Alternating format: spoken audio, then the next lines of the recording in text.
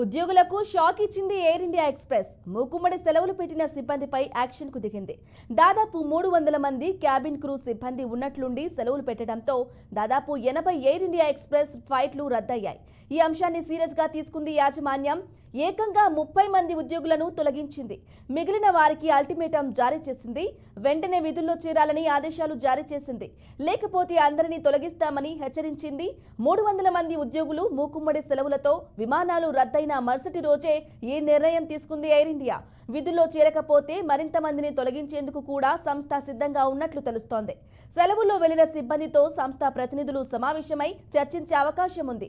Cabin crew సిబ్బంది సెలవుల్లో వెళ్లటంతో బుధవారం 80, గురువారం మరో 85 సర్వీసులను రద్దు చేశారు. ముందస్తు ప్రణాళికలో భాగంగానే మూకుమ్మడి సెలవులపై వెళ్లారని 30 మందికి పంపిన తొలగింపు లేఖలో ఆగ్రహం వ్యక్తం చేసింది ఎయిర్ ఇండియా సంస్థ.